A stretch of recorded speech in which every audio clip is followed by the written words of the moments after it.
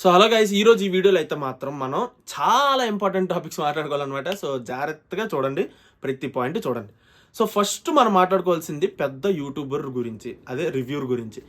Reviewer ఎందుకులేండి, పేరు చెప్పేద్దాం అనుకుంటున్నాను. ఇది నేను అతని గురించి చెప్పడం రెండో వీడియో అనమాట. పేరు చెప్పేద్దాం అనుకుంటున్నాను, ఆదిరెడ్డి గారు. క్లియర్గా మీ అందరికీ ఆల్రెడీ అర్థమైపోయి ఉంటుంది. లాస్ట్ టైం ఒక్కసారి చెప్పాను, మళ్ళీ ఇప్పుడు అతని గురించి చెప్తున్నాను. చెప్పాల్సి వచ్చినందుకు చాలా బాధపడుతున్నాను. విత్ డ్యూ రెస్పెక్ట్ చెప్తున్నాను, ఆదిరెడ్డి గారు మీరు ఈ సీజన్ రివ్యూర్గా అట్టర్ ఫ్లాప్ అయిపోయారని నా ఫీలింగ్. రివ్యూస్ ఇస్తారు కదా మీరు, ఇప్పుడు నేను కూడా మీ మీద రివ్యూ ఇస్తున్నట్టు అనుకోండి. సో చిన్న పాయింట్ చెప్తాను, ఎక్కువసేపు చెప్పను, ఎందుకంటే మీరు ఎలా చేసుకుంటారో, మీరు ఎలా డబ్బులు సంపాదిస్తారో సంపాదించుకోండి. బట్ నాకు చాలామంది మీ వీడియోస్ పంపించి చూడండి అన్న అది ఇది ఇలా ఎలా చెప్తున్నారో, క్లియర్గా బయాస్డ్గా చెప్తున్నారు, అసలు అది ఇది అని చాలామంది పంపిస్తున్నారు. దానికి ఇది చిన్న రిప్లై అనమాట.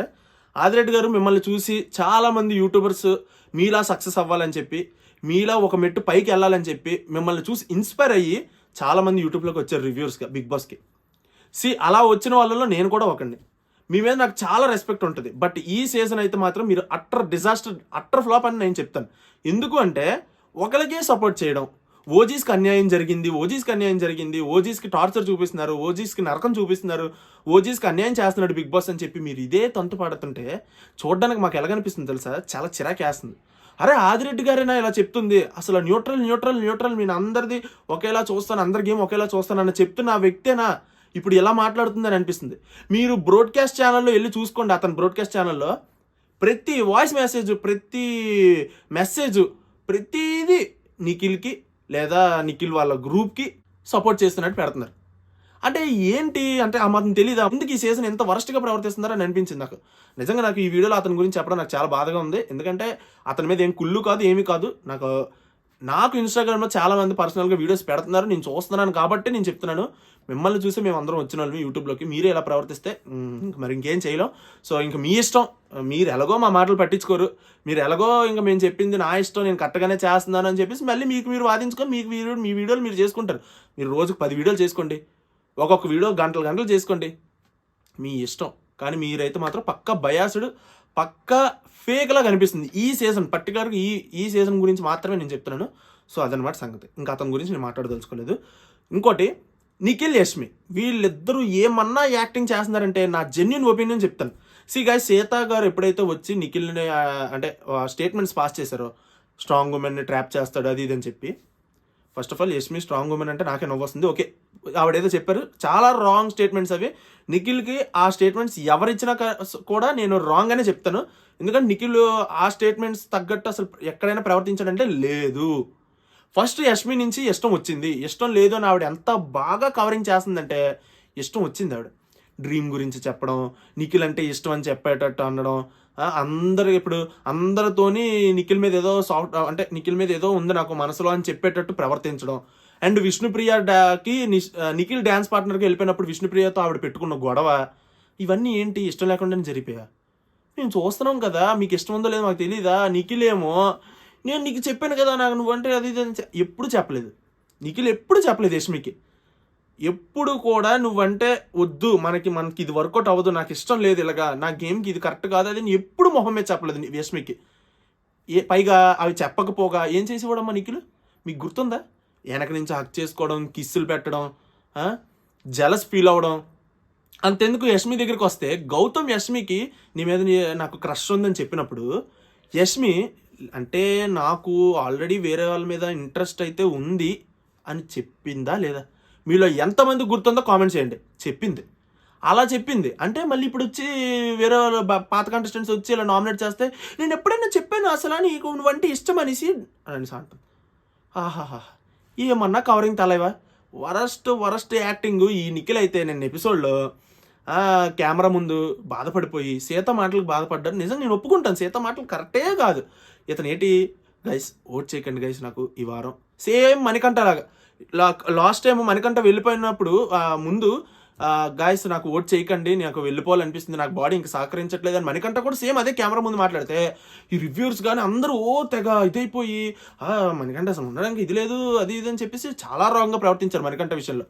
నేను నిఖిల్ అలాగే అన్నాడు కదా, మళ్ళీ నిఖిల్ అంత ఫేక్ అంటే వెంటనే అలాగ అన్నాడు.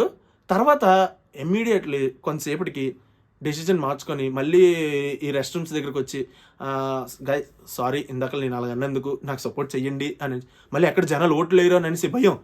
ఎందుకు ఈ యాక్టింగ్ ఈ డ్రామాలు? మనకంటే అదే చెప్పాడు, నువ్వు అక్కడ ఒకలాగా ఇక్కడ ఒకలాగా ప్రవర్తించుకు, నువ్వు ఏదో ఒకటే చూపించు, ఎద్దరేసి చూపిస్తే మాకు ఎవరు ఒరిజినల్ తెలియట్లేదని మనకంటే ఇదే చెప్పాడు. నిఖిల్ అది పట్టించుకోకుండా నేను అలాగే చేశాడు. ఓట్లు వేయొద్దు నాకు వెళ్ళిపోవాలనిపిస్తుంది అని తనే అన్నాడు. మళ్ళీ తర్వాత ఎక్కడ ఓట్లు నిజంగా వేయరేమో అని చెప్పేసి ఓట్లు వేయండి గైస్, సపోర్ట్ చేయండి గైస్ అని అంటాడు మళ్ళీ. ఎన్నా యాక్టింగ్ తాలేవా సూపర్. సో నాకైతే ఎక్కడరా మామ అసలు ఇది ఏంటిది అని అనిపించింది నాకు. సో నాకైతే మాత్రం నిఖిల్ యష్మి ఇద్దరు తోడు దొంగలే, ఇద్దరు తక్కువేం తినలేదు. ఇద్దరు వాళ్ళు వేయాల్సిన యాసలన్నీ వాళ్ళు చేయాల్సిన పనులన్నీ చేశారు.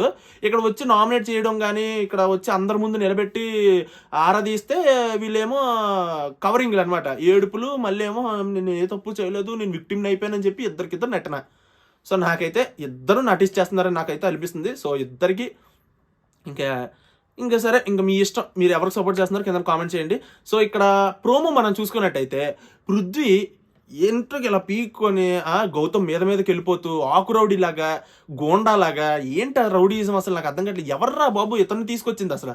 ఆ యాటిట్యూడ్ ఏంటి? కిందటిసారి అవినాష్ని కూడా అరే అంటున్నాడు, వద్దు అని అరే అన్నాడు. ఇప్పుడేమో నువ్వెవడరా అంటాడు, వాడు అంటాడు గౌతమ్ని. ఏమి అసలు ఏంటి యాటిట్యూడ్? పెద్ద హీరో అనేసుకుంటున్నాడా, తోపు అనేసుకుంటున్నాడా? ఏం పీకేస్తాడు వెళ్ళి అక్కడికి? ఏదో పెద్ద కొట్టేస్తాను పీకేస్తాను చంపేస్తాను అన్నట్టు మీదకి వెళ్ళిపోతే ఏంటి? నీకు వచ్చిన ఫ్యామిలీ మెంబర్స్ కానీ వచ్చిన సెలబ్రిటీస్ కానీ ఎక్స్ కంటెస్టెంట్స్ కానీ వాళ్ళందరూ ఏం చెప్పారు? నువ్వు కోపం తగ్గించుకో నాయనా అని చెప్పారు. ఇతను నేను తగ్గించుకోను, నేను ఎలాగే ఉంటాను, ఇదే నా యాటిట్యూడ్, నేను ఎలాగే పెరిగాను అన్నట్టు ప్రవర్తిస్తే ఎవరికి బొక్క? నీకే బొక్క. నిజంగా ఈ వీక్ వెళ్ళిపోవడానికి ఎవరైనా అర్హురు అంటే నేను పృథ్వీ అనే చెప్తాను. పృథ్వీ ప్రేరణ, వీళ్ళిద్దరిలో ప్రేరణ పక్క నుంచి వాడికి స్కోప్ ఇవ్వకురా అని అంటుంది పృథ్వీకి. అంటే గౌతమ్కి స్కోప్ ఇచ్చేస్తున్నాడట పృథ్వీ. ఏంటమ్మా, మణికంఠ విషయంలో కూడా అలాగే చెప్పింది ప్రేరణ. స్కోప్ ఇవ్వకరా, వాడు హైలైట్ చేయకరా వీడు వాడిని అని ఆవిడ. ఏంటి ఆవిడ? నాకు అస్సలు చాలా ఇరిటేషన్ వస్తుంది వీళ్ళు చూస్తుంటే. వీళ్ళ గ్రూప్ గేమ్ ఇంకా ఆపట్లేదు, వీళ్ళు గ్రూప్గా ఆడుతున్నారు. గౌతమ్ ఏదో నించొని నేను ఇలాగ రోహిణిని సపోర్ట్ చేయాలనుకుంటున్నాను, ఎందుకంటే మీరు చాలామంది వైల్డ్ కార్డ్స్ని బయటకు పంపించాలని అయితే ఒక గ్రూప్గా ఎప్పుడైతే ఆడారని తెలిసిందో, సో నేనైతే రోహిణికి సపోర్ట్ చేయాలనుకున్నాను క్లియర్గా చెప్పాడు. అందులో పృథ్వీ ట్రిగర్ అయిపోవడం ఎందుకు, పృథ్వీ ఫైర్ అయిపోవడం ఎందుకు, పృథ్వీ మీదకి వెళ్ళిపోవడం ఎందుకు, దేనికి? ఏమనిసాడు అనేసి మీదకి వెళ్ళిపోతున్నాడు కొట్టడానికి. గౌతమ్ ఏమనిసాడు? పృథ్వీని ఏమైనా స్పెషల్గా ఏమైనా అన్నాడా? అందరికీ కలిపే కదా అన్నాడు. పృథ్వీ ఒక్కడ మీదకి ఎందుకు వెళ్ళిపోయి? వరస్ట్ యాటిట్యూడ్ అనమాట నిజంగా. విష్ణుప్రియ ఈవిడైతే బాబోయ్ అసలు నిజంగా ఈవిడ హౌస్లో దేనికి ఉన్నారో ఏం చేస్తున్నారో అమ్మ బాబోయ్, నిజంగా నామినేషన్స్లో లేరు కానీ ఉంటే మాత్రం ఆవిడ వెళ్ళిపోవాలని కోరుకుంటాను నేనైతే మాత్రం. బహిరంగంగా చెప్పేస్తున్నాను, డౌటే లేదు. ఇంకా ఈవిడ మారుతారు అనుకుంటే బిగ్ బాస్ సీజన్ అయిపోతుంది తప్ప ఈవిడ మారరు. పృథ్వీ ఏడ్ చేస్తే పృథ్వీ వెనకతో వెళ్ళిపోవడమే. పృథ్వీ అక్కడ గౌతమ్ గొడవ ఆడుతుంటే మధ్యలో దూరిపోతుంది ఈవిడ పెద్ద ఏదో ఇదిలాగా. ఏంటి గ్రూప్గా ఆడుతారు, మళ్ళీ గ్రూప్ గేమ్ అంటే మాత్రం ఒప్పుకోరు. నువ్వు గ్రూప్ గేమ్ ఆడట్లేదు అని చెప్పి గ్రూప్గా ఆడితే అది తప్పుకు దొరుకుతారా లేదా? వాళ్ళకి అర్థం కావట్లేదు అన్నమాట. సో నాకైతే అస్సలు నచ్చట్లేదు, చాలా ఇరిటేషన్ వస్తుంది. నాకు ఇలా అనిపించడం నేను తప్ప లేకపోతే లేదు మీరు రైటే, మీ మాటలు కరెక్ట్గానే చెప్పారు పాయింట్స్ అని అంటారా? మీరు చెప్పండి. మీరు లైక్ కొట్టండి ఈ వీడియోకి, ఎంతమంది లైక్స్ కొడతారో దాన్ని బట్టి చూద్దాం నా పాయింట్స్ కరెక్టా కాదా అనేసి. సో ఇది గైస్ ఈరోజు వీడియో అయితే. మళ్ళీ ఇంకొక వీడియోలో మళ్ళీ కలుద్దాం. ఎపిసోడ్ తర్వాత మళ్ళీ వీడియో చేయడానికి ట్రై చేస్తాను. ఒక ఇంపార్టెంట్ మూమెంట్ ఒకటి నా లైఫ్లో అది జరిగింది, మీ దగ్గర దాచాను, అది మా వైఫ్తో నేను చెప్తాను. సో అది ఏంటి ఏమిటన్నది ఇంకొక వీడియోలో మళ్ళీ కలుసుకుందాం. అంతవరకు బాయ్.